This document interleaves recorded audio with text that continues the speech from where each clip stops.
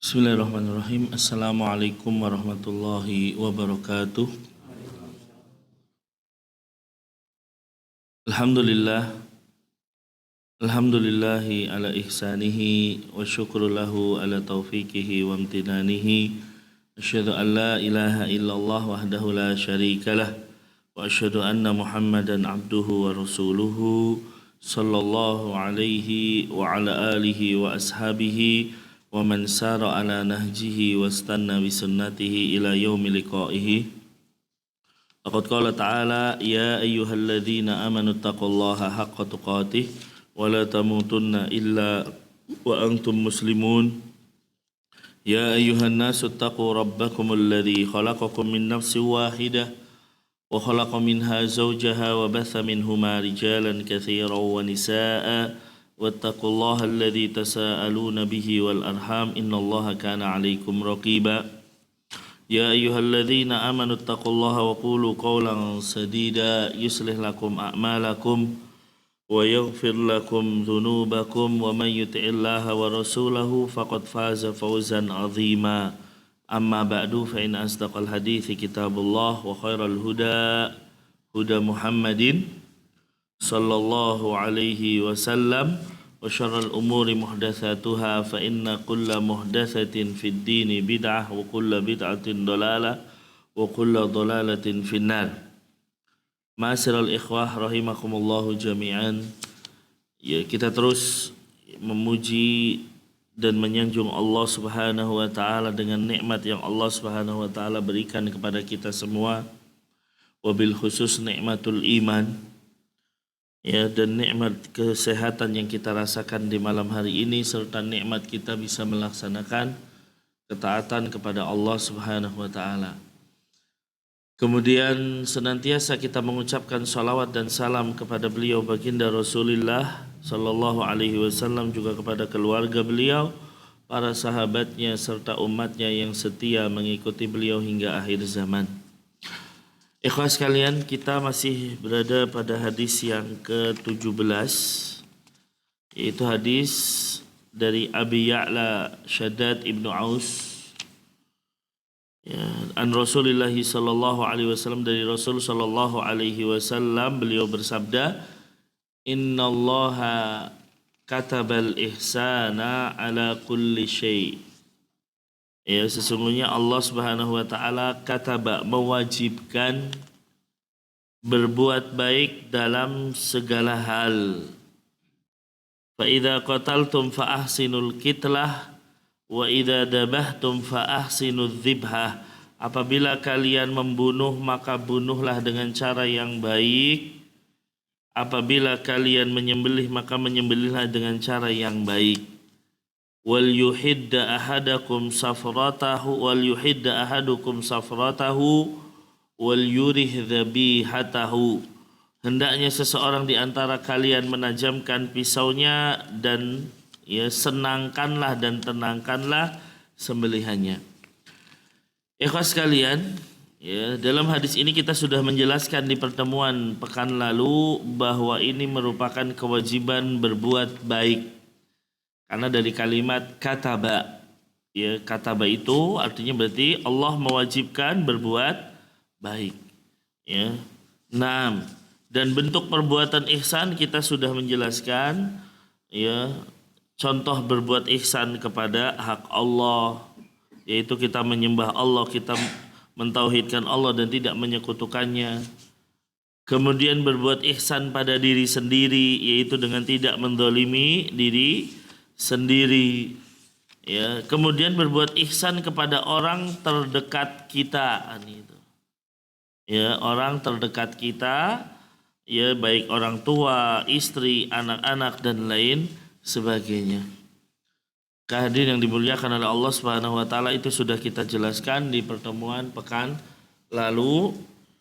Kita masuk sekarang, yaitu contoh dalam hadis tentang perbuatan ihsan.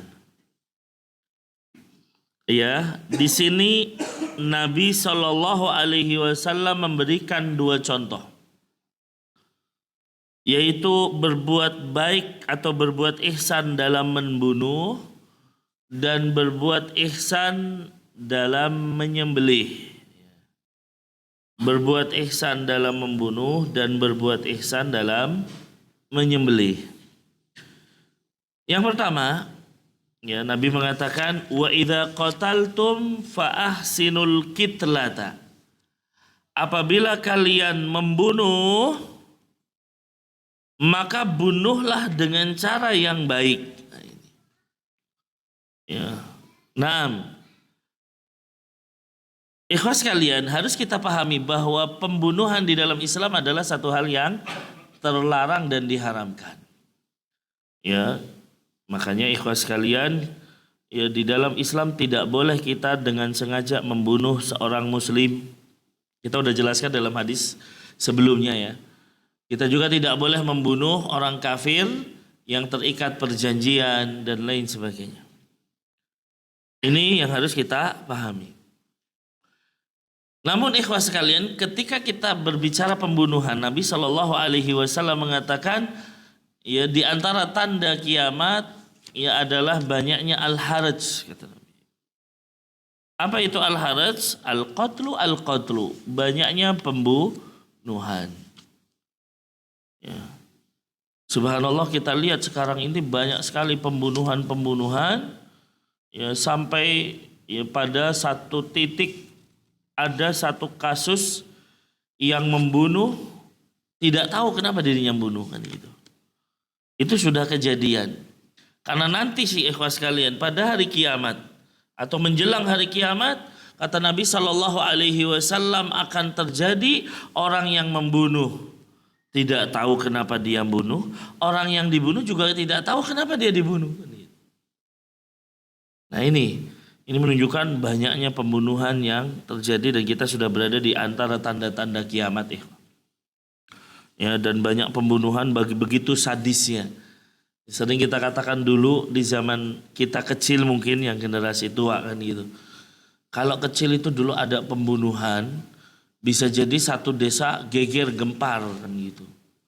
Ya, padahal pembunuhannya mungkin di satu kecamatan bahkan bisa jadi gempar. Ya, karena memang jarang dulu pembunuhan. Ya, tapi sekarang pembunuhan hampir tiap hari kita mendengar berita pembunuhan lagi. Naudzubillah. Nah, namun ikhwah sekalian, dalam satu kondisi Islam membolehkan membunuh, betul. Ya, Islam membolehkan membunuh. Ya, tetapi ketika pun harus membunuh, bunuhlah dengan cara yang baik. Ini namanya ihsan fil qatli, membunuh dengan cara yang baik. Karena Nabi mengatakan, apabila kalian bunuh, bunuhlah dengan cara yang baik. Loh, kapan Islam boleh membunuh? Ya, di antaranya misalnya dalam peperangan kan gitu. Ya, di antaranya misalnya dalam kisos dan lain sebagainya. Dalam peperangan misalnya kita harus membunuh, betul. Ya, maka ketika hendak membunuh, bunuhlah dengan cara yang ihsan. Bunuhlah dengan cara yang ihsan. Makanya di dalam peperangan, padahal kita tahu Islam memerintahkan jihad, tapi pun ketika jihad kita itu tidak boleh membunuh dengan semena-mena misalnya. Ya, lihat Nabi Shallallahu Alaihi Wasallam memberikan wasiat kepada sahabat yang akan berangkat jihad. Yang akan berangkat jihad, dalam hadis riwayat Abu Dawud dengan sanad yang lemah memang oleh Syekh Al-Albani rahimahullah, Nabi mengatakan wala taqtulu syaihan faniyan wala tiflan wala saghiran wala imra'atan. Kata Nabi, ketika nanti kamu jihad, jangan kamu bunuh orang tua, gitu kan. Orang yang sudah tua renta. Ya, ketika misalnya kita atau kaum muslimin mengekspansi sebuah negeri, gitu kan. Nah, di situ mungkin akan ada orang tua yang sudah tua renta. Kalau dia tidak ikut berperang, jangan dibunuh. Tidak boleh juga membunuh anak-anak. Ya, wala taqtulu tiflan wala saghiran. Ya, dan juga tidak boleh membunuh wanita. Ini ikhwan. Jadi di dalam jihad secara teori Islam itu ada aturannya, tidak serampangan. Dan ini yang tidak dipahami oleh orang-orang Khawarij, gitu kan. Ya, yang tidak dipahami oleh orang-orang ya sukanya mengkafirkan di luar kelompoknya, ya, dan menganggap bahwa di luar kelompoknya itu adalah kafir, apalagi orang-orang kafir asli kan gitu. Ya, maka ikhwas sekalian, di dalam Islam aturan jihad ada aturannya. Ya, seperti misalnya Nabi juga mengatakan dalam hadis riwayat Muslim, "Ughzu bismillahi fi sabilillah." Berperanglah kalian ya dengan menyebut nama Allah, ya di jalan Allah, fi sabilillah. Kemudian apa? Qatilu man kafara billah. Bunuhlah orang yang kufur kepada Allah. Ughzu wala taghullu. Berperanglah dan jangan curang. Ya, curang itu di situ disebutkan misalnya mencuri ya harta rampasan perang gitu. Wala ta'diru, dan jangan berkhianat, wala tamthulu, jangan memutilasi gitu. Ya, wala taqtulu walidan, dan jangan membunuh anak-anak. Nah, ini aturan jihad. Bahkan ketika kita berjalan misalnya di sebuah hutan ketika jihad, itu jangan mudah-mudah untuk menebang pohon, ya, atau ranting-ranting, kecuali kalau itu memang dibutuhkan. Nah, inilah indahnya Islam. Ya, sampai jihad aja ada aturannya. Makanya kalau orang mengatakan Islam itu agama yang bengis, tidak. Islam memerintahkan apa? Al-ihsan. Berbuat baik bahkan dalam membunuh. Nah, ini yang harus dipahami dalam masalah jihad. Nah, makanya ketika orang melakukan bom bunuh diri, ini berarti bukan ihsan dalam membunuh. Karena otomatis ketika dia melakukan bunuh diri, yang terbunuh di situ bisa jadi ada wanita, padahal kita nggak boleh membunuh wanita. Bisa jadi di situ ada anak-anak, padahal Nabi melarang membunuh anak-anak. Bisa jadi di situ ada orang tua yang sudah tua renta. Nah, ini ikhwah. Ya, bahkan bisa jadi di situ ada orang muslimnya.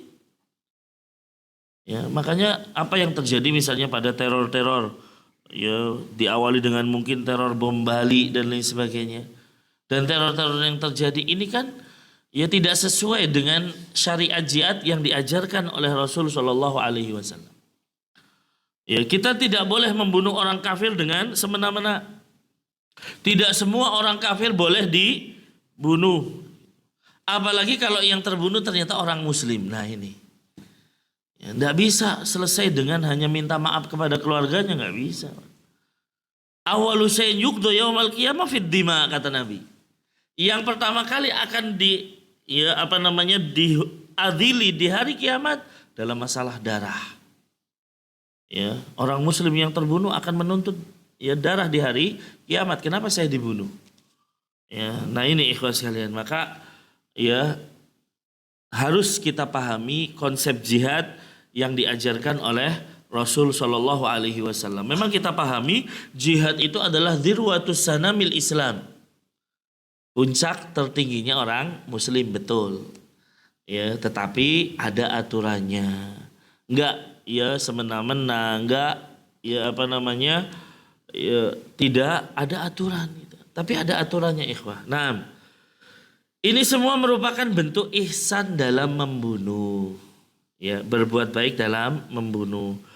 Ya, berbeda dengan orang-orang kafir tentunya. Kalau kita lihat dalam masa peperangan Rasulullah Shallallahu Alaihi Wasallam, ketika orang kafir menang, biasanya orang kafir akan memutilasi kaum muslimin. Dipotong-potong, diambil misalnya hatinya, bahkan sampai dimakan hatinya, naudzubillah. Ya, itu yang terjadi pada orang-orang kafir dulu di masa Quraisy dan lain sebagainya. Ya, nah, mereka membunuh dengan cara yang bengis, bahkan memutilasi, mencincang dan lain sebagainya. Yang ini di dalam Islam tidak boleh. Gitu. Lihatlah ketika Abu Jahal, di sini dicontohkan oleh beliau. Ketika Abu Jahal, dedengkotnya orang kafir, meninggal di perang Badar. Apakah dimutilasi, dipotong-potong oleh orang Islam gitu? Ya, di dagingnya dikecil-kecilin dan lain sebagainya. Tidak ada satupun kaum muslimin yang berbuat zalim terhadap tubuhnya Abu Jahal, nggak ada. Inilah keindahan Islam. Makanya Islam itu agama yang indah. Ya, tapi orang kafir ketika menang mereka akan mutilasi. Ya, nah, Pertanyaannya, bagaimana dengan orang-orang yang membunuh dengan cara yang mutilasi? Apakah boleh diperlakukan yang sama? Ya, apakah boleh diperlakukan dengan yang sama? Misalnya seseorang itu membunuh orang, membunuh saudaranya dengan dimutilasi. Apakah kisosnya dia dimutilasi juga? Nah, ini terjadi khilaf di antara ulama. Ada yang mengatakan boleh dilakukan pembunuhan dengan cara yang sama. Ya, yang lain mengatakan ya tidak boleh melakukan ya mutilasi dan lain sebagainya. Yang membolehkan contohnya adalah ketika ya dalam sebuah riwayat dari Anas bin Malik di mana seorang Yahudi merampas perhiasan seorang wanita Ansor. Ada orang Yahudi berbuat zalim kepada wanita Ansor, kemudian wanita tersebut dijepit dengan batu, Pak. Nauzubillah. Ya, dibunuh oleh orang Yahudi dengan batu. Maka ketika diketahui siapa pelakunya, Rasul melakukan pembunuhan dengan cara yang sama. Ya, mengkisosnya dengan 2 batu. Ini yang dilakukan oleh Rasul Shallallahu Alaihi Wasallam, menunjukkan ini dalil bahwasanya apa? Boleh melakukan kisos orang yang memutilasi dengan cara dimutilasi. Ya, kata sebagian ulama. Ya, namun ulama yang nggak membolehkan mengatakan ya bahwa hadis-hadis yang membolehkan dimansuh dengan hadis ini. Dimansuh itu artinya dihapus, Pak. Dihapus dengan hadis ini karena Rasul memerintahkan apa? Fa idza qataltum fa ahsinul qitlah. Apabila kalian membunuh, bunuhlah dengan cara yang baik. Ya, bunuhlah dengan cara yang baik. Nah, maka hadirin yang dimuliakan oleh Allah Subhanahu wa taala, ini yang harus dilakukan. Ya, ini yang harus dilakukan, yaitu ketika kita membunuh, bunuhlah dengan cara yang baik. Misalnya ketika seseorang digigit anjing misalnya. Otomatis anjing itu kita kejar untuk kita bunuh. Nah, ketika kita ingin membunuh anjing, maka bunuhlah dengan cara yang baik. Nah, seperti itu. Ya, bunuhlah dengan cara yang baik. Bagaimana dengan cara yang baik? Mungkin bisa, oh ini ada tembakan, ditembak misalnya, atau disetrum atau apa. Mana yang lebih memudahkan dia mati segera? Ya, mana yang lebih memudahkan dia meninggal atau mati dengan segera? Itulah yang disebut dengan ahsinul qitlah. Ya, bunuhlah dengan cara yang baik. Nah, ini tentang pembunuhan. Ya. Nah, kemudian ikhwah, yang kedua, berbuat ihsan dalam menyembelih. Ya, karena Nabi mengatakan wa idza dzabhtum fa ahsinudz dzibha. Ya, kurang lebih sebulan lagi kita akan mengadakan penyembelihan tentunya. Ya, Nabi mengajarkan kalau menyembelih maka sembelihlah dengan cara yang baik. Bahkan Nabi menjelaskan wal yuhidda ahadakum safratahu. Wal yuhidda ahadukum safratahu, yaitu apa? Ya, asahlah pisau-pisau kalian. Wal yurih dabihatahu, dan jadikan sembelihan itu ya apa? Menyenangkan sembelihan gitu. Nah, kita lihat di sini ikhwah bahwa makna berbuat ihsan dalam menyembelih adalah satu, menyembelih dengan cara yang benar. Ya, menyembelih dengan cara yang benar.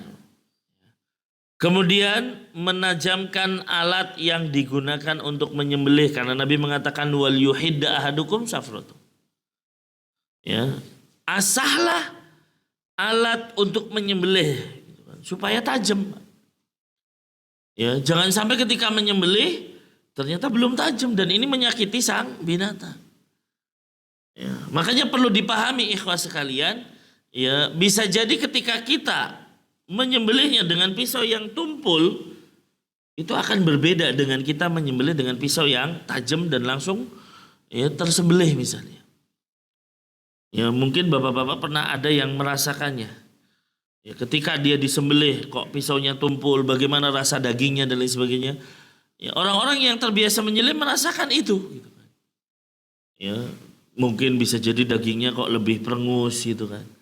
Dagingnya lebih bau dan lain sebagainya, karena bisa jadi darah itu sudah berhenti dulu dan lain sebagainya.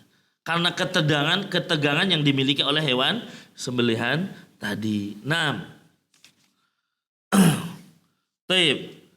Kemudian diantaranya juga adalah berusaha agar hewan sembelihan lain tidak melihat. Ya, demikian pula ketika mengulitinya, hendaknya benar-benar hewan sembelihan tersebut sudah mati. Nah, sudah mati.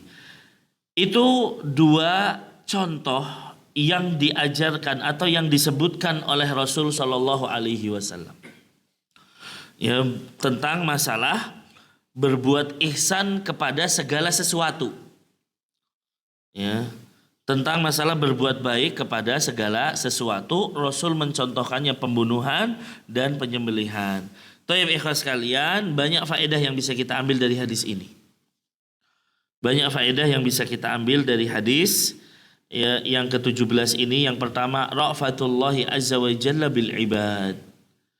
Ya, kasih sayang Allah azza wa jalla terhadap hamba-hambanya. Ya. Wa annahu katabal ihsan ala kulli syai', dan Allah menetapkan berbuat baik kepada segala sesuatu, Pak. Jadi di dalam Islam yang diajarkan adalah berbuat baik di atas segala sesuatu. Ya. Di sini kata Syekh Utsaimin, ya, wa yadkhulu fi dzalika al-ihsanu ila syakhsi fi it'ami ta'am. Termasuk di dalamnya adalah berbuat baik kepada seseorang dalam misalnya memberi makan. Ya, jadi kalau ada orang kelaparan, termasuk berbuat baik kepadanya adalah memberi makan. Tadulluhu ala tariq, ya, menunjuki orang yang tersesat, itu namanya juga berbuat ihsan. Ya. Kemudian apa? Wal amru bil ma'ruf wan nahyu anil munkar. Amar ma'ruf nahi munkar ini juga bagian dari berbuat ihsan. Ya, maka hadirin yang dimuliakan oleh Allah, Islam melalui lisan Rasulnya memerintahkan untuk berbuat ihsan ala kulli syai'. Berbuat baik di atas segala sesuatu. Ya. Makanya ya, dalam hadis pertama kan sudah kita jelaskan juga, atau hadis kedua, makna dari ihsan sendiri. Ya, tingkatan agama ada Islam, iman, dan ihsan. Ya, nah, baik. Kemudian di sini dikatakan faedah yang lain adalah al-hasu 'alal ihsan fi kulli syai'. Ini anjuran untuk berbuat baik, dorongan untuk berbuat baik terhadap segala sesuatu. Ya. Kepada segala sesuatu. Kenapa? Karena Allah mewajibkannya. Allah mewajibkannya. Makanya ikhwah sekalian, segala hal yang bertentangan dengan ihsan itu dilarang dalam Islam. Ya, makanya kalau ada rumah tangga kok suaminya KDRT, berarti kan ini bertentangan dengan ihsan, ikhwah. Bertentangan dengan berbuat baik. Padahal Allah mengatakan di dalam Al-Quran, wa ashiruhunna bil ma'ruf, misalnya. Bergaulah dengan istrimu dengan cara yang baik, bukan dengan cara semena-mena. Ya, dan ini menjadi nasihat bagi ikhwah-ikhwah sekalian. Karena banyak ikhwah yang ngaji misalnya, ternyata sama istrinya tidak berbuat baik gitu kan.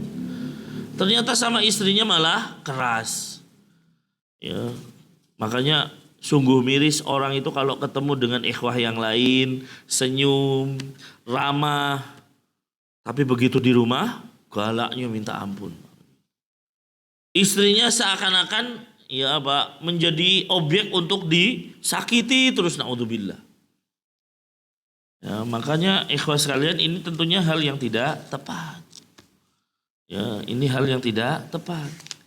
Ya, bahkan ada misalnya seorang konsultasi, Ustadz, ya suami saya ngancem kalau misalnya istrinya tidak menurutinya dia mau poligami, kan gitu. Ya poligami kok jadi ancaman, naudzubillah. Poligami syariat yang indah malah buat ngancem. Kalau kamu nggak nurut sama saya poligami, naudzubillah. Ini kan sudah hal yang berbahaya, ikhwah. Jadi seharusnya seseorang semakin ngaji, semakin datang ke majelis taklim, semakin baik gitu loh. Bukan malah semakin kasar. Ya, bukan malah semakin menjadi orang yang galak di rumah. Nabi kan mengatakan apa? Ya, innallaha yuhibbur rifqa fi sya'ni kulli. Allah itu menyukai kelemah lembutan dalam segala perkara. Ya, apalagi dengan keluarga kita, istri kita yang tiap hari menemani kita, anak-anak kita dan lain sebagainya. Kok malah mereka menjadi orang-orang yang menjadi sasaran kemarahan kita. Nah, ini tentunya introspeksi bagi kita semuanya, bahwa Allah memerintahkan kita berbuat ihsan pada segala sesuatu, termasuk di dalamnya dalam keluarga kita. Kita sudah menjelaskannya minggu lalu. Ihsan kepada orang terdekat kita. Ya, ihsan kepada orang terdekat kita. Ya, maka hadirin yang dimuliakan oleh Allah Subhanahu wa taala, ini ya anjuran dan dorongan dari Rasul sallallahu alaihi wasallam untuk berbuat baik pada segala sesuatu. Kemudian faedah yang lain. Ketika kita membunuh, idza qatalta syai'an yubahu qatlu fa ahsinul qitlah. Apabila engkau membunuh sesuatu yang boleh dibunuh, maka kalau bisa ya berbuat baiklah dengan ya dalam membunuh tersebut. Ya, berbuat baik dalam membunuh. Tadi sudah kita contohkan misalnya. Ketika misalnya kita harus membunuh anjing yang menggigit misalnya. Maka carilah cara yang paling ringan, cara yang memudahkan dia segera meninggal misalnya. Segera meninggal dan lain sebagainya. Seperti misalnya kita menjumpai ular misalnya.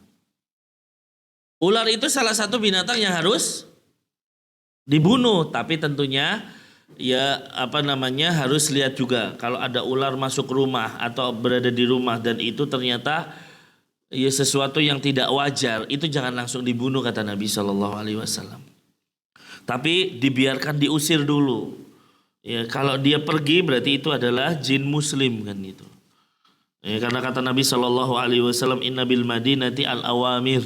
Sesungguhnya di kota Madinah ada awamir. Awamir itu jin-jin yang baru masuk Islam. Kata Nabi, kalau kalian menjumpai ular di dalam rumah jangan dibunuh.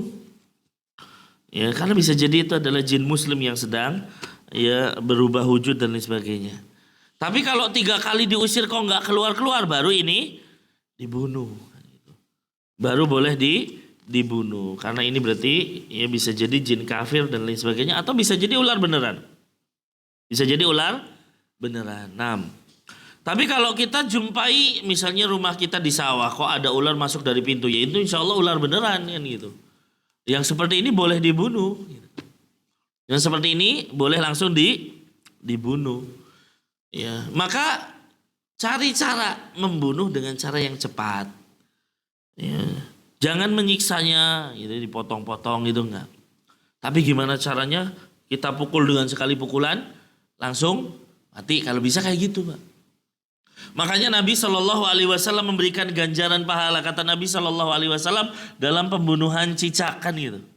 Siapa yang bisa membunuh cicak dalam sekali pukul, falahu mi'atu hasanah kan gitu. Siapa yang bisa membunuh cicak dalam sekali pukul, maka dia dapat 100 kebaikan, Masya Allah. Tapi kalau enggak 2 kali pukul, maka dia dapat 50 kebaikan. Kalau 3 kali ke sana, berarti enggak ada lagi kebaikan kecuali pahala membunuh cicak aja gitu. Berarti di sini menunjukkan apa? Semakin cepat cicak itu mati, semakin kita dapat pahala yang banyak. Ya, tapi kalau udah dipukul-pukul kok nggak mati-mati, ya sudah. Ya, maka ini ya pahalanya hanya sekedar kita membunuh cicak saja. Ya, karena cicak adalah salah satu binatang fasik yang harus dibunuh. Ya, yang diperintahkan untuk dibunuh. Ya, disebutkan bahwa alasannya salah satunya adalah dia menjadi ya golongan yang membela orang-orang kafir saat membakar Nabi Ibrahim alaihissalam. Ya, bayangkan ya satu binatang membela orang kafir, padahal tiupannya cicak. Ya, cicak kalau niup, apakah api semakin besar, Pak? Kan enggak. Tiupannya kecil. Cuman karena dia berada di barisan orang-orang kafir, ya akhirnya kena hukum juga kan gitu. Ya akhirnya kena hukum juga. Sebagaimana ketika ada binatang berada di barisan kaum muslimin, maka dilarang dibunuh kan gitu. Contohnya burung hudhud kan gitu. Ya, ketika burung hudhud berdakwah kepada Ratu Balkis di zaman Sulaiman, maka Nabi Shallallahu Alaihi Wasallam mengatakan tidak boleh untuk membunuh burung hudhud. Nah, begitu ikhwas sekalian. Jadi kalau kita membunuh, ya maka membunuhlah dengan cara yang baik. Ya. Wa yustasna min dzalika al-qisas. Ya. Kebalikan dalam hal ini adalah misalnya dalam kisos kan itu. Ya, di dalam kisos maka boleh membunuh sesuai dengan bagaimana dia ya atau bagaimana seseorang itu membunuhnya. Seperti tadi saya contohkan kisah orang Yahudi membunuh seorang wanita. Nah, kemudian ya makna berbuat baik dalam membunuh juga yaitu apa? Maknanya adalah ittiba'us syar'i fiha. Ya, makna membunuh dengan cara yang baik adalah mengikuti tuntunan syariat, salah satunya itu. Makanya kalau ada yang mengatakan berarti orang melempari pezina, ya kan, merajam. Ya, rajam itu kan berarti dilempari dengan batu kan itu sampai mati. Ini berarti membunuh tidak dengan cara yang baik dong kan gitu. Nah, tapi dibantah di sini. Yang dimaksud dengan membunuh dengan cara yang baik adalah sesuai tuntunan syariat. Ya, ternyata syariat ya memerintahkan pezina untuk dirajam. Berarti itu sesuai dengan tuntunan syariat. Berarti itu bagian dari membunuh dengan cara yang baik. Ya, sekali lagi kita bicara syariat ya Pak. Kalau kita bicara hak asasi manusia udah beda. Ya, karena hak asasi manusia bisa jadi wah itu tidak sesuai hak asasi manusia. Bahkan bisa jadi aturan memotong tangan bagi orang-orang orientalis ya, ini tidak sesuai dengan hak asasi manusia. Katanya kan gitu ya. Ya, tetapi kita katakan setiap hal yang sesuai dengan syariat berarti itu adalah bagian dari syariat. Ya, merajam, memotong tangan, ya, dan lain sebagainya. Kemudian selanjutnya di antara faedah yang bisa kita ambil, ya, husnu ta'limin nabi, ya, bidur bil amsal. Ya, bagaimana Nabi Shallallahu Alaihi Wasallam, ya, dalam mengajarkan sahabatnya dengan memberi contoh. Nah ini. Maka ikhwah sekalian, salah satu cara dalam mengajar adalah dengan memberikan contoh. Karena Nabi ya dalam beberapa hadis seringnya ngasih contoh. Seringnya ngasih contoh seperti hadis pertama tentang niat. Innamal a'malu binniyat wa innamal likulli imri'in manawa kan itu. Ya seseorang sesuai sesungguhnya amalan tergantung niat dan setiap orang sesuai dengan niatnya. Lalu Nabi kasih contoh di situ. Ya, apa contohnya? Yaitu tentang hijrah kan itu. Ya, siapa yang hijrahnya karena Allah dan Rasulnya, ya dia dapat pahala Allah dan Rasulnya. Tapi yang hijrahnya karena dunia atau karena wanita, ya dapatnya itu. Seperti di sini Nabi mengatakan innallaha katabal ihsanu ala kulli syai. Ya, Allah itu katabal ihsan mewajibkan berbuat baik terhadap segala sesuatu. Katabal ihsana. Ya, berarti apa? Allah mewajibkan berbuat baik pada segala sesuatu. Lalu Nabi kasih contoh. Contohnya apa? Ketika membunuh, bunuhlah dengan cara yang baik. Ketika menyembelih, menyembelihlah dengan cara yang baik. Nah ini menunjukkan bahwa Nabi terkadang dan sering ya ketika menjelaskan sesuatu Nabi akan kasih contoh. Ya Nabi akan berikan contoh. Contohnya begini dan lain sebagainya. Bahkan dalam masalah misalnya keburukan misalnya Nabi kasih contoh. Ya ketika misalnya Nabi mengatakan kepada sahabatnya la takun mislu fulan, jangan kalian jadi seperti fulannya. Kenapa fulan? Dulu dia sholat malam sekarang nggak lagi. Ya, ini kan contoh berarti. Ya, contoh orang yang tidak istiqomah misalnya. Ya kita diperintahkan untuk istiqomah. Nah tapi ini jangan kayak fulan. Tidak disebutkan nama misalnya. Kenapa fulan ya Rasul? Ya dia dulu rajin sholat malam. Tiba-tiba sekarang nggak sholat malam lagi. Ya, Nabi sedang memberikan contoh bagaimana kalau bisa istiqomah ya istiqomah. Ya, nah. Kemudian selanjutnya adalah di antara pelajaran yang bisa kita ambil an-nuhsina adz-dzabihah bi an nadhbaha ala wajhil masyru'. Wajib berbuat ihsan dalam menyembelih. Ya, wajibnya berbuat ihsan dalam menyembelih. Baik. Wa dzabhu la budda fihi minasyurut. Dan ya, dalam menyembelih ada syarat yang harus dipenuhi. Ada syarat-syarat yang harus dipenuhi. Ya, makanya ini perlu dipahami nih. Bentar lagi kita menyembelih misalnya. Apa di antara syarat-syarat yang harus dipenuhi ikhwas sekalian? Yang pertama adalah ahliyatudz dzabih. Ya, yang menyembelih adalah orang yang boleh menyembelih, yaitu ya musliman au kitabiyan. Yang boleh menyembelih itu ada dua. Seorang muslim atau ahlul kitab. Ahlul kitab. Ahlul kitab itu siapa? Yahudi dan Nasrani. Ya. Nah, fa in kana wasaniyan lam tahil dabihatuhu. Kalau orang itu penyembah berhala, maka tidak halal sembelihannya. Berarti orang musyrik tidak halal sembelihannya, Pak. Nah, kalau ada misalnya KTP-nya si Islam, cuman kerjaannya dia musyrik, tidak halal itu sembelihannya. Ya. Wa in kana murtaddan lam tahil dabihatu. Demikian pula orang yang murtad. Ya, murtad berarti keluar dari Islam, ya, dan dia tidak masuk ke dalam Nasara atau Yahudi, maka dia tidak halal sembelihannya. Ya, di dalam hal ini juga termasuk orang yang meninggalkan sholat terus-menerus. Ya, nggak pernah sholat sekalipun. Nah, ini sembelihannya haram, Pak. Ini harus dipahami nih. Jadi kalau ada tukang jagal nggak pernah sholat, tahu orang ini nggak pernah sholat, ya jangan jadi jagal. Kalau dia pintar nyembelih, ya tetap nggak boleh, haram.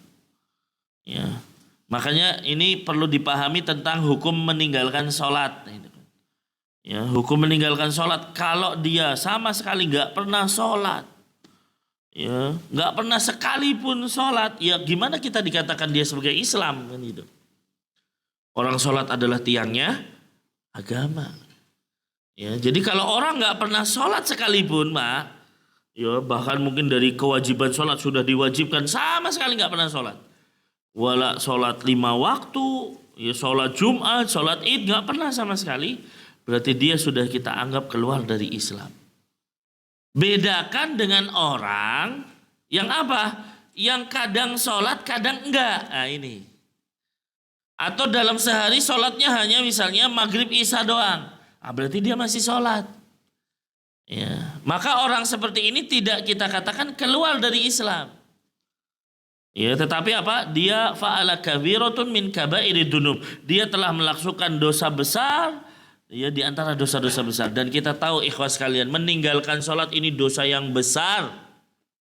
Melebihi membunuh, melebihi mencuri, melebihi berzina, melebihi berjudi.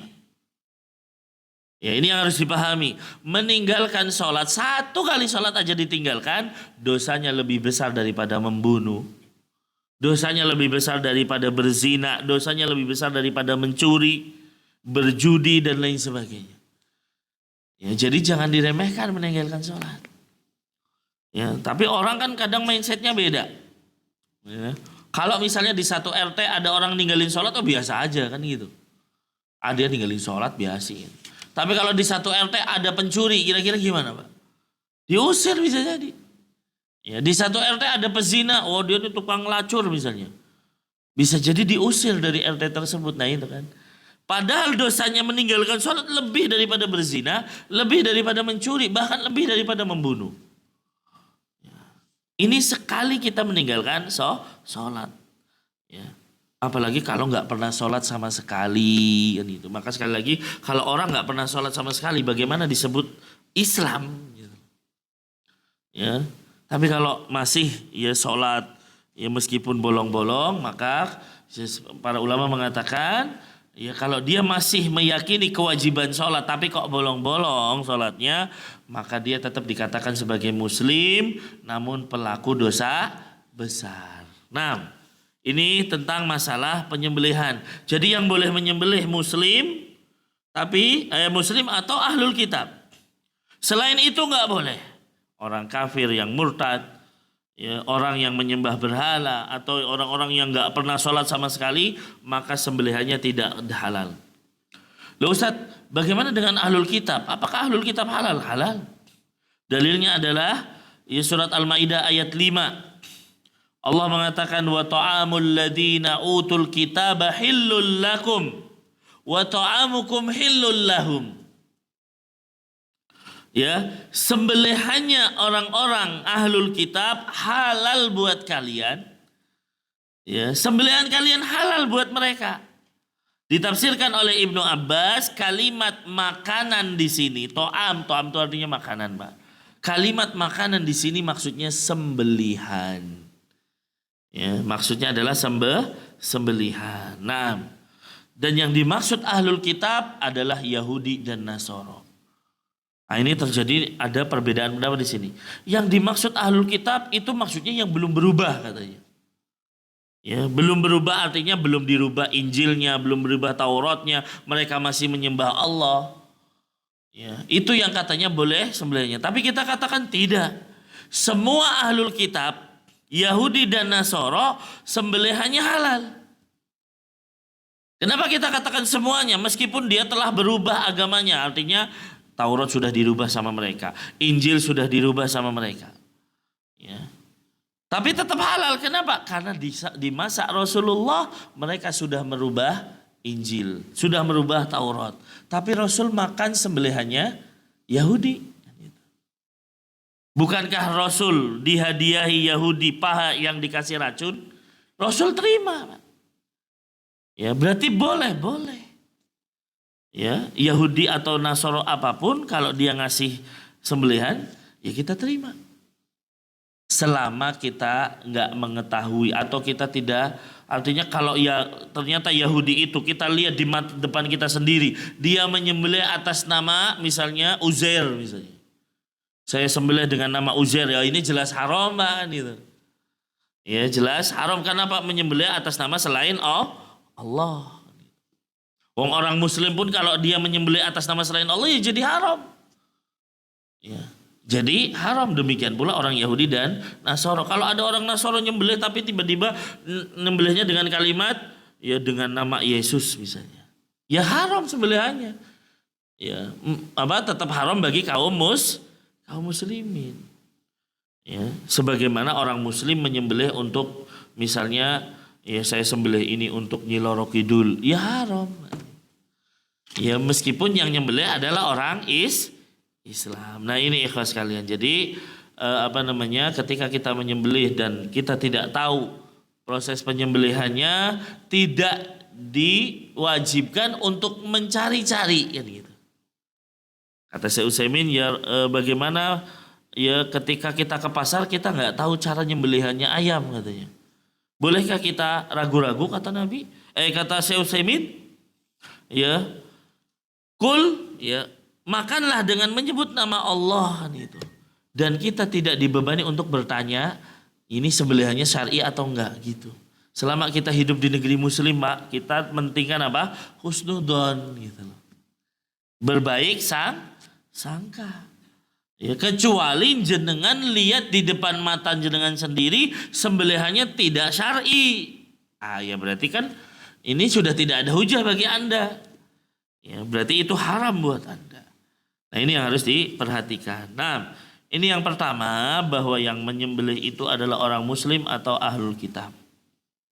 Nah kemudian yang kedua, antakuna al-alah Ya, antakuna al-alah allati mimma yubahu dafu biha. Menggunakan alat pemotong yang dibolehkan. Ya, yang dibolehkan. Ya. Apa yang dibolehkan? Misalnya min hadidin au fiddatin au zahabin. Seperti ya besi misalnya, itu boleh. Ya, besi atau misalnya ya terbuat dari perak, terbuat dari emas misalnya, atau terbuat dari kayu, maka ini adalah hal yang dibolehkan. Ya, emang bisa menyembelih pakai kayu? Bisa jadi. Ya. Nabi Shallallahu Alaihi Wasallam menyebutkan kalimat ma'an haradam wa dzukira smallahi alaihi faqulu, kan itu. Segala sesuatu yang mengalirkan darah dengan menyebut nama Allah dalam menyembelihnya, silahkan makan. Berarti segala sesuatu yang bisa mengalirkan darah itu dibolehkan, apapun bentuknya. Ya, kecuali yang terlarang. Ya, yang terlarang kata Nabi, laisa sinna wa dzufura. Yang penting bukan gigi atau tulang. Ya, karena bisa jadi kita dapatkan satu gigi binatang besar, Pak. Ya, bisa dijadiin pisau tuh. Nah, ini nggak boleh. Ya, atau tulang pun tidak boleh. Tulangnya ditajemin, digunakan untuk nyembelih, ini nggak boleh. Karena apa? Ada larangannya dari Nabi. Laisa sinna wa dzufura, tidak boleh gigi atau tulang. Kata Nabi, wa sa'uhaditsukum an dzalik. Saya akan beritahu kenapa dua-duanya nggak boleh. Yang pertama, amma sinnu fa'adhamun. Yang pertama, gigi itu termasuk tulang, kan gitu. Gigi itu termasuk tulang. Yang kedua, mohon maaf, laisa sinna wa dzufur. Dzufur itu adalah kuku, maaf, bukan tulang, kuku. Jadi yang nggak boleh untuk alat menyembelih adalah gigi dan kuku. Ya, tapi Nabi mengatakan gigi itu bagian dari tulang. Berarti tulang nggak boleh digunakan untuk menyembelih juga. Ya, karena apa? Gigi bagian dari tulang, ilahnya berarti menunjukkan tulang juga tidak boleh digunakan untuk menyembelih. Para ulama mengatakan salah satunya karena tulang itu adalah makanannya jin. Ya, makanannya jin, maka tidak boleh digunakan untuk menyembelih. Sedangkan kuku kata Nabi, kenapa kuku nggak boleh digunakan untuk menyembelih? Karena itu adalah alat untuk menyembelih yang dipakai oleh penduduk Habasyah. Ya, Habasyah itu kebanyakan Nasoro, Pak.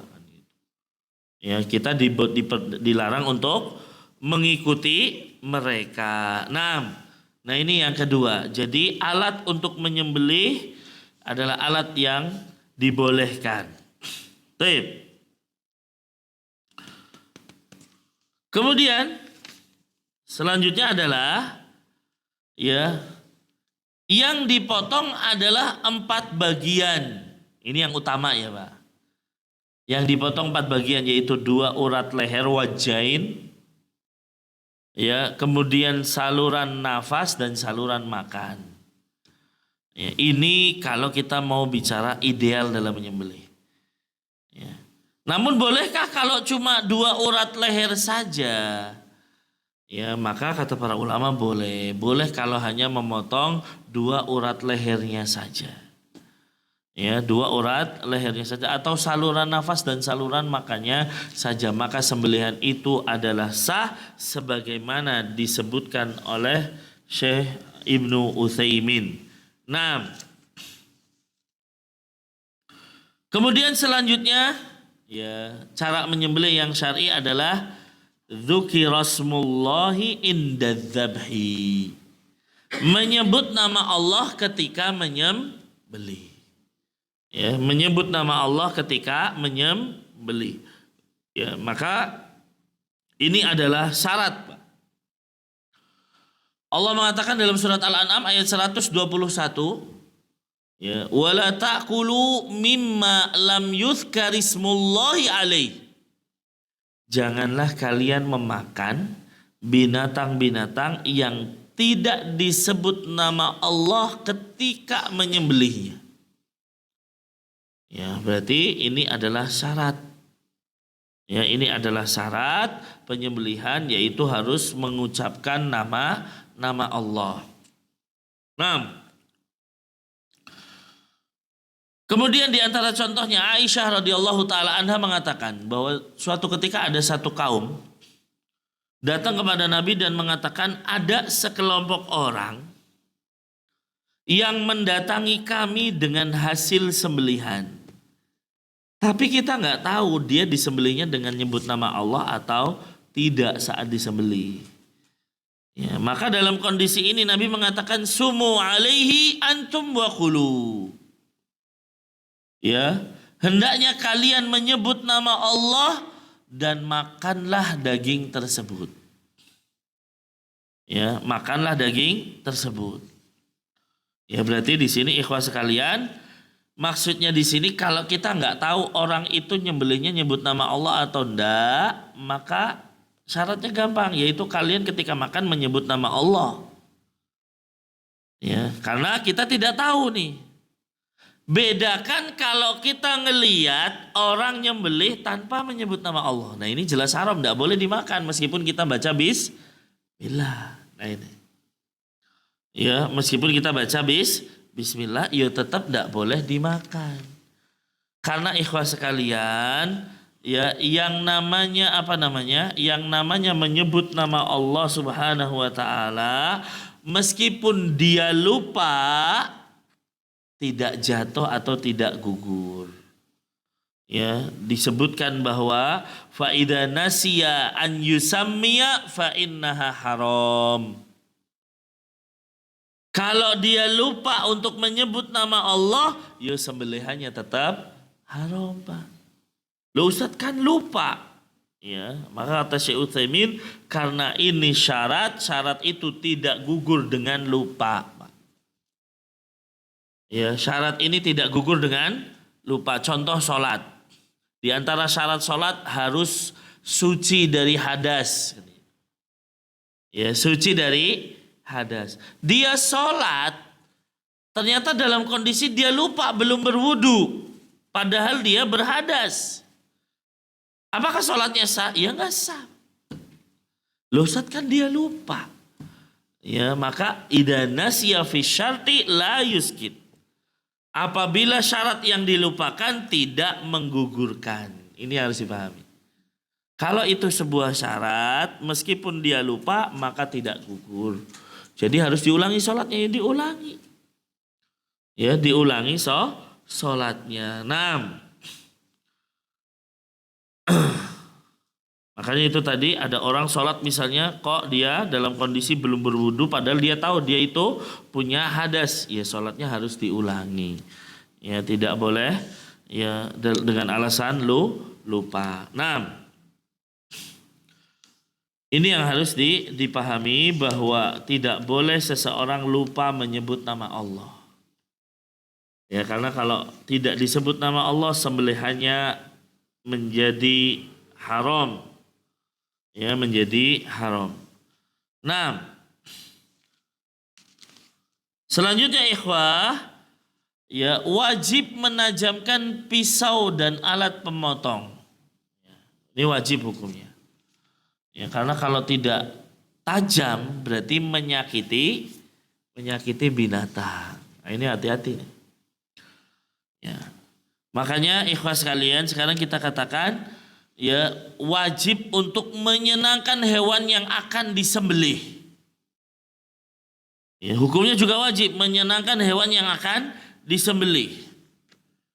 Ya, bagaimana caranya? Tentunya ya dengan cara mempercepat cara penyembelihan.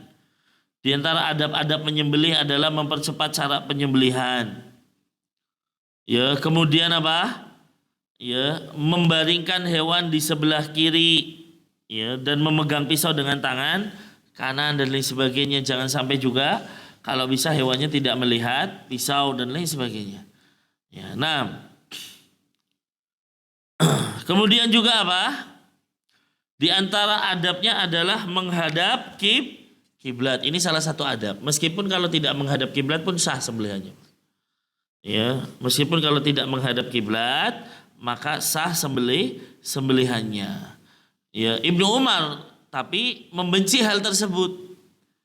Ya, Ibnu Umar kana yakrahu an ya'kula dzabihata ya dzabhi li ghairil kiblah. Ibnu Umar itu tidak suka makan daging yang disembelih enggak ngadep kiblat. Ya, yang disembelih tidak menghadap kiblat. Kemudian tadi misalnya ketika kita menyembelih jangan sampai misalnya yang lain ngeliatin.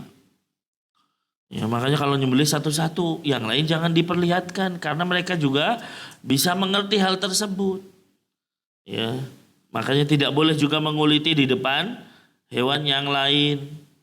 Ya, dan lain sebagainya. Ini adalah bagian kalimat wal yurih dabihatahu, ya, dan senangkanlah, menyenangkan hewan yang akan disembelih. Ya. Baik. Wallahu a'lam bishawab. Itulah hadis ke-17, Pak. Ya, tentunya nanti kita berada di tanggal 10 Dzulhijjah, ya, akan mengadakan penyembelih. Perlu untuk mengetahui syarat-syaratnya, rukun-rukunnya dan lain sebagainya. Jangan sampai nanti sembelihannya menjadi haram. Ya, itu saja mungkin yang bisa kita sampaikan. Mudah-mudahan bermanfaat. Insya Allah di kesempatan yang akan datang kita akan memasuki hadis yang ke-18 tentang permasalahan takwa, insya Allah. Ya, demikian, selanjutnya kami serahkan kepada pembawa acara.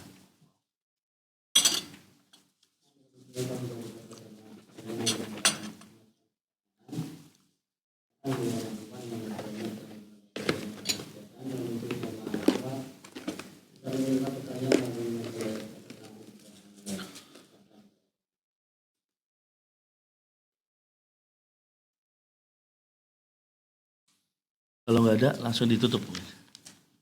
Ada Pak, monggo.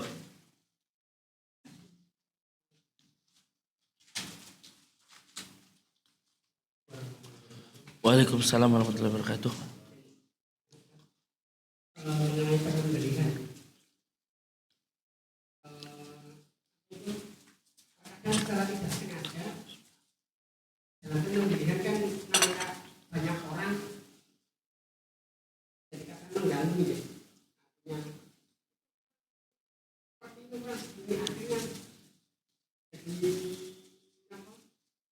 Ya, juga itu nggak semua yang Iya, adhal. Iya, 2 saluran urat, saluran makan dan saluran nafas. terus akhirnya jadi ragu-ragu. Betulnya bukan betul jadi Allahu Akbar dan selanjutnya, cuma karena banyak yang berpendapat itu tadi dia jadi ragu. Dan seperti itu statusnya bagaimana? Yang selanjutnya mohon maaf ini apa? Tidak materi ya gitu ya kan. Kalau saya bisa ya Pak, monggo. Mengenai sholat qasar, seandainya kita melaksanakan perjalanannya itu tidak sampai jaraknya sih sudah lebih dari 100 kilo, tapi tidak inap, dia belum sampai tujuan. Balik.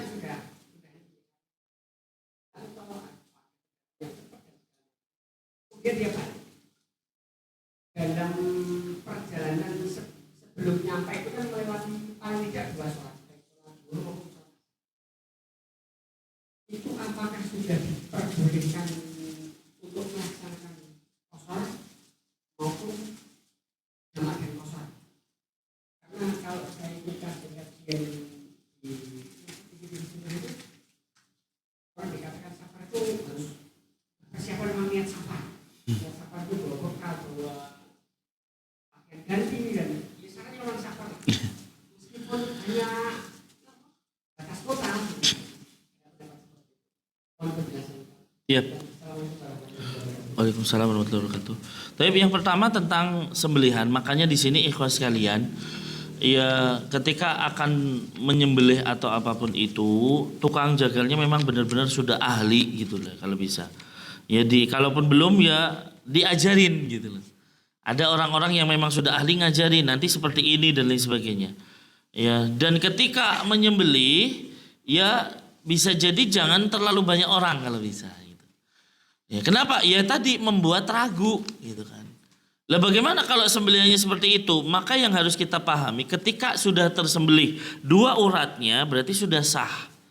Ya, yang penting dua urat bukan hanya empat ya. Kalau empat ini idealnya. Empat ini idealnya dua urat dan dua saluran nafas, saluran makan. Tapi kalau hanya disembelih wajahnya saja, yaitu yang ada di sini Pak biasanya kita pegang, kita udah sembelih itu, insya Allah sudah sah Pak. Ya, insya Allah sudah sah. Beda kalau ternyata belum terputus semua, nah ini beda. Ya, baru diputus dikit, oh ini nggak bisa, ya berarti ditambahin. Ya berarti ditambahin supaya tidak meragukan, maka tentunya biar diputus dua urat tadi, ya supaya tidak ragu-ragu. Makanya sekali lagi, ketika akan menyembelih, kalaupun memang mau belajar, ya memang dari awal sudah dikasih tahu, ini nanti yang disembelih ini dan lain sebagainya, sehingga yang belajar itu paham. Ya gitu, sehingga nanti kedepannya dia tidak akan salah dan tidak akan ragu-ragu. Sehingga sembelihan seperti itu, kalau memang sudah tersembelih atau terpotong dua uratnya, tetap sah sembelihannya. Yang penting sudah nyebut nama Allah, ya termasuk dengan tadi Allahu Akbar dan lain sebagainya. Seperti itu yang pertama. Yang kedua, masalah qashar. Masalah qashar yang benar adalah ketika dia sudah safar, ya disebut sebagai orang yang safar, ya maka itu sudah diperbolehkan mengqashar sholat, ya dan tidak mesti harus misalnya persiapan, misalnya nanti di sana berapa hari nginep dan lain sebagainya, tidak, ya karena intinya ketika orang itu sudah melewati atau sudah disebut safar meskipun nggak nginep Pak, di perjalanan, dan ini sebagai bentuk kasih sayang Allah kepada umatnya Nabi Muhammad, ya. Dulu awalnya yang namanya qashar itu hanya buat orang yang berperang. Ya, buat orang yang berperang. Makanya ya begitu kok Rasul Shallallahu Alaihi Wasallam dan juga para sahabat begitu selesai perang kok tetap mengqashar ketika safar. Ya, maka ada yang bertanya, bukankah sekarang sudah aman? Ya, kok tetap qashar? Maka kata Nabi Shallallahu Alaihi Wasallam, ini adalah sedekah yang Allah sedekahkan untuk kalian. Faqbalu shadaqatahu, maka terimalah sedekahnya kan itu. Terimalah sedekahnya. Maka ini yang menjadikan bahwa kalau kita safar, ya dan sudah disebut sebagai safar, kalau Syafi'iyah dan lain sebagainya, berarti di atas 85 kilometer, berarti tadi 100 kilometer kalau kita bicara Syafi'iyah kan itu. Tapi kalau yang lain kan mengatakan apa? Yang penting sudah disebut safar meskipun belum sampai ya tadi 85 kilo dan lain sebagainya, maka itu sudah boleh qashar. Maka ketika misalnya jenengan pergi ke Cirebon dari sini, ya, ketika di perjalanan, yang penting jenengan sudah keluar dari daerah Anda, sudah keluar dari wilayah misalnya dari desa Anda. Nah, begitu sudah keluar dengan niat misalnya ke Cirebon, kok misalnya baru sampai Kendal sudah menjumpai waktu duhur, ya maka pada saat itu boleh sholat duhurnya 2, ya dijamak dengan asar 2, ya ini ketika dalam perjalanan sampai Cirebon misalnya, ya sampai Cirebon, ya ternyata dapeti maghrib, ini sudah sampai tempat loh Pak, dapeti maghrib. Ya, padahal nanti pulang jam 9 pulang misalnya. Boleh gak maghribnya dijamak dengan isanya diqashar? Boleh. Dalam kondisi ini boleh. Kenapa? Anda tidak disebut mukim di situ, disebut sebagai musafir. Ya, maka meskipun langsung pulang malam itu juga, ya tetap dianggap sebagai bolehnya qashar. Ya. Ada nggak batas waktunya? Nah ini juga terjadi perbedaan. Kalau kita bicara fikih nanti memang banyak ya Pak furuk-furuknya, cabang-cabangnya. Ada yang mengatakan kalau Anda sudah berniat mukim di sana, udah selesai berarti qasharnya.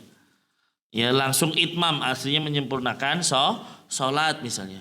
Tapi kalau misalnya jenengan nggak tahu mau tinggal berapa hari di Cirebon misalnya, ya, atau tidak lebih dari 3 hari dan lain sebagainya, atau tidak lebih dari seminggu, ada yang mengatakan demikian, maka selama itu Anda mengqashar pun boleh, kan gitu. Ya, meskipun tidak dalam perjalanan boleh mengqashar. Ya, boleh juga menjamak, boleh. Cuman kalau dalam kondisi sudah sampai tempatnya, mana yang lebih utama? Qashar dengan jamak atau cuma qashar saja, kan? Ya. Syekh Sulaiman Ar-Ruhaili mengatakan yang afdol hanya qashar, tapi tidak dijamak. Ya, yang afdol hanya qashar tapi tidak dijamak karena Anda sudah sampai tempat. Beda kalau dalam perjalanan, Pak. Kalau dalam perjalanan yang memudahkan, maka dijamak sekalian. Tadi kita sampai Kendal, ternyata kita dapati waktu duhur, maka lebih mudah dijamak dengan asar. Tapi kalau sudah sampai tempat, jenengan nggak ada niat mukim di sana, tapi ternyata bisa 1 hari 2 hari di sana. Bolehkah saat itu kita tetap qashar? Boleh. Ya, boleh dijamak, boleh. Ya, jamak dan qashar silahkan. Tetapi kata ya yang lebih afdol kata para ulama, di antaranya Syekh Sulaiman Ar-Ruhaili mengatakan yang lebih afdol hanya qashar saja, tapi tidak dijamak. Cuman permasalahannya ketika Anda sampai tempat, Anda ikut jamaah sholat bersama dengan imam sholat di sana, maka bagaimana Anda? Ya Anda tetap harus menyempurnakan seperti imam, kan itu. Imamnya sholat 4 rakaat, ya Anda nggak boleh 2, 4. Ya, beda kalau Anda yang jadi imam, Anda boleh sholat 2 rakaat, makmumnya nambahin 2 lagi gitu. Makmumnya nambahin 2 lagi. Wallahu a'lam. Ya, ini tentunya dalam masalah qashar, tapi tentu memang ada perbedaan pendapat. Ada sebagian mengatakan yang namanya safar harus benar-benar menyiapkan diri. Nah, kita katakan dalam masalah fikih memang banyak sekali perbedaan pendapat dalam masalah ini. Wallahu a'lam. Mungkin itu, Pak. Itu jawaban dari kami. Cukup mungkin ya, udah jam 9 lebih. Ini yang bisa saya sampaikan. Ya, insya Allah kita lanjutkan di pekan mendatang atau di 2 pekan mendatang, karena insya Allah minggu depan kita tukeran dengan Ustadz Haris insya Allah. Ya, kebenaran mutlak milik Allah Subhanahu wa taala, sedangkan kekeliruan murni karena lemahnya ilmu yang kami miliki. Mohon dibukakan pintu maaf yang sebesar-besarnya. Allahumma alimna ma yanfa'una wanfa'na bima 'allamtana wa zidna ilman ya rabbal alamin. Subhanakallahumma wa bihamdika asyhadu an la ilaha illa anta astaghfiruka wa atubu ilaik. Selanjutnya saya serahkan kepada pembawa acara.